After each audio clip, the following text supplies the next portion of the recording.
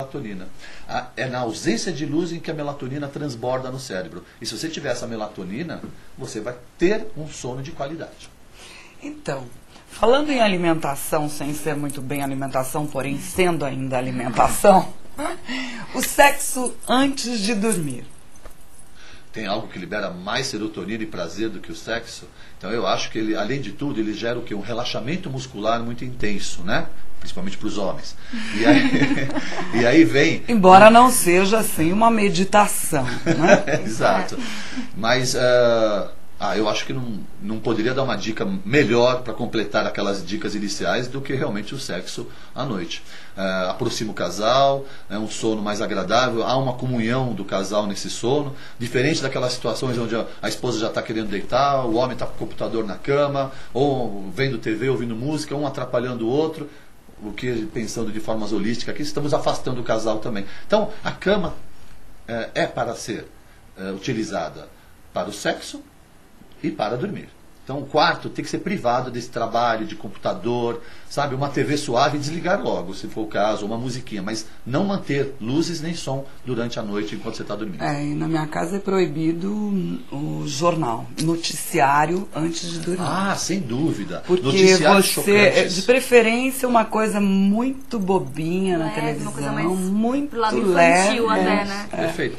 Eles Porque estimulam. senão você dorme assimilando, que cai naquilo que a gente falou no começo aí do aprendizado, da assimilação, você dorme assimilando aquelas notícias pesadas e Ou nem enfim, dorme, Silvia. ou nem dorme. Porque fica excitado, né? Libera adrenalina, libera um pouco de cortisol pelo estresse. Porque não é possível você ver um linchamento, acidentes, traumas, enfim, a violência que nós assistimos na cidade, na hora de dormir, não tem como passar ileso por isso. Você absorve alguma coisa. E justamente no momento mais crítico, sem dúvida nenhuma.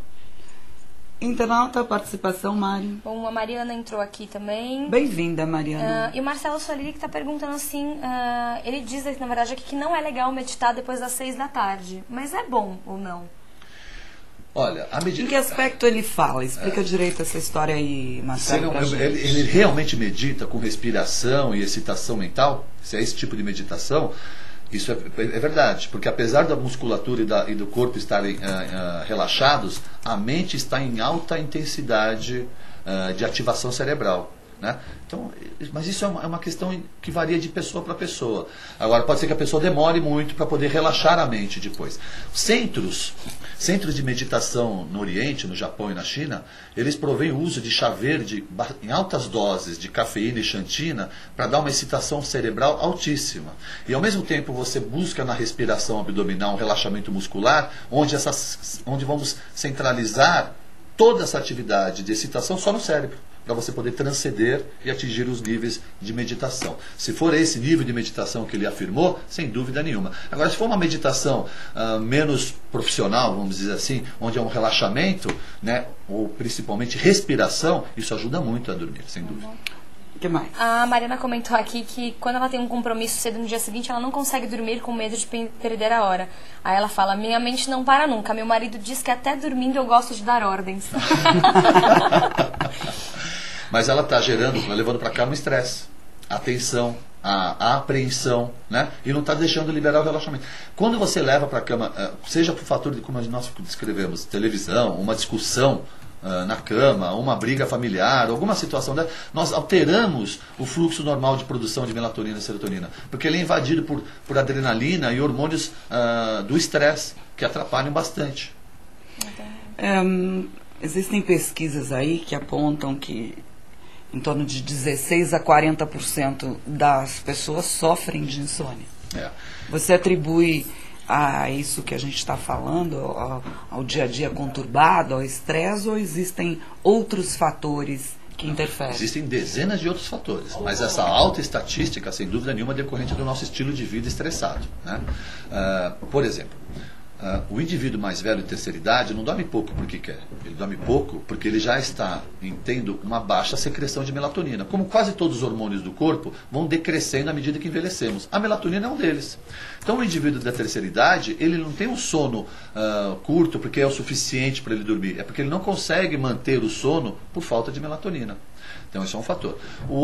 Outra razão muito importante para a dificuldade de sono são os distúrbios metabólicos, que devem ser analisados mais aprofundadamente. Isso é uma estatística menor. Agora, essa explosão de estatística beirando os 40%, eu não tenho a menor dúvida que 70% desses 40% de estatística de insônia são decorrentes do estilo de vida e estresse.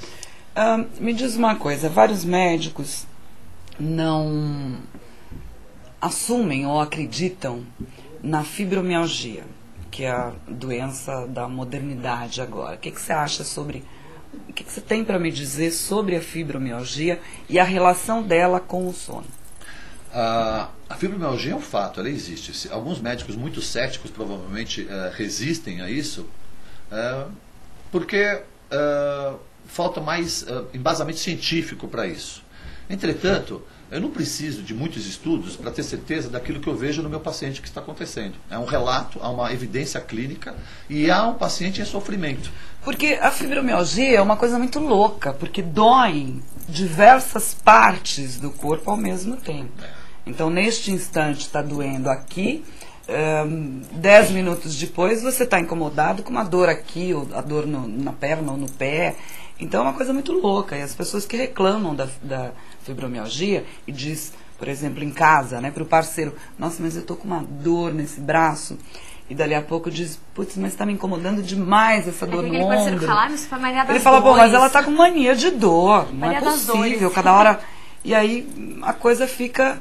E aí a gente começa a achar, e também essa história do não dormir a noite toda, e o parceiro diz, mas você até roncou, como é que você não dormiu? Então você começa a achar que você está ficando meio louca. Porque como não existe... É o seguinte, a fibromialgia tem muitos níveis de intensidade, desde o mais discreto até o mais intenso, onde a pessoa realmente não consegue sair de casa. Não consegue sair da cama, dores musculares e que não consegue nem manter sustentação física. E a razão pela qual muitas pessoas ainda discutem a relevância ou a veracidade dessa patologia é porque são diversas, há uma variedade muito grande de causas que geram a mesma patologia. Por exemplo, eu tenho um paciente que depois de muito tempo de pesquisa nós descobrimos que o que estava gerando fibromialgia nela eram metais pesados, intoxicação por metais pesados. Só depois de muita análise, diagnósticos muito invasivos e específicos, não encontramos nada. E depois nós encontramos, num teste de tolerância alimentar, uma intoxicação alta por alimentos, né, por metais pesados. Ela fazia uso muito intenso de peixes, de rio, onde nós temos um alto nível de concentração de mercúrio. Muito bem, quelamos esses metais pesados, regulamos esses metais pesados e essa pessoa voltou ao ritmo normal. Daí, acreditar se isso era fibromialgia ou não, olha... Eu ainda não estou muito preocupado com os termos, porque isso tudo em medicina leva muito tempo para se formar. Mas o importante é não recusar... Poupar o paciente da dor. Exatamente. Da dor, né? Tratar e poupá-lo da dor. Agora, se alguém um dia vai mudar esse diagnóstico para um outro nome, não há problema. O importante é estar tentando... A medicina tem muitos objetivos, mas o mais importante, sem dúvida nenhuma para o médico, é preservar a saúde e poupar o paciente de dor. Essa é o mínimo que o médico pode fazer pelo seu paciente. E hoje já se vê médicos cuja especialidade, você vê lá na plaquinha, médico da dor. Né? De diferentes especialidades, esses médicos se especializam em dor, desde anestesistas, neurologistas, fisiologistas, mas eles se aperfeiçoam em dor, porque é uma questão realmente que hoje é multifatorial. Voltando um pouco à história da alimentação, algumas pessoas, não sei se é mito ou é fato, dizem que o chocolate ingerido antes de dormir, pouco tempo antes do soninho, e chamate são alimentos excitantes e não relaxantes, que não é bom serem ingeridos. O chamate ele é carregado de xantina, que é a cafeína. Então ele é tão estimulante quanto o chá preto ou quanto o café. Então não adianta falar que vai tomar um chazinho para relaxar. Se for de erva cidreira, mate, se for de erva cidreira, sim. Um chazinho de hortelã, sim. Alguns chás de camomila, sim. Agora, outro chá verde, chá preto, chá mate, não. Então não subestime as plantinhas. As plantinhas têm muito poder variados, né? Tanto de estimular como de relaxar. É importante se informar antes. Não há riscos nem perigos. Só tome cuidado de se informar antes, não generalizando toda a plantinha com a mesma finalidade. Com certeza. Opiniões do nosso internauta, perguntinhas. Angelito está muito quietinho por aí, você não é quieto.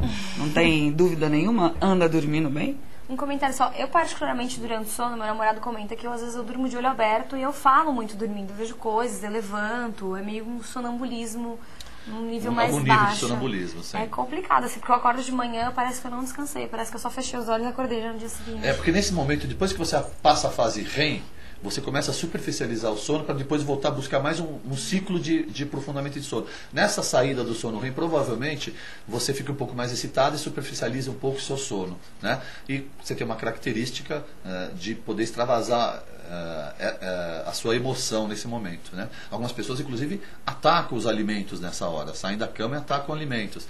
São pessoas que normalmente vêm para a cama já muito estressados. Né? E alguns hormônios, por exemplo, tem um hormônio que é muito importante ser secretado durante o sono, que chama leptina.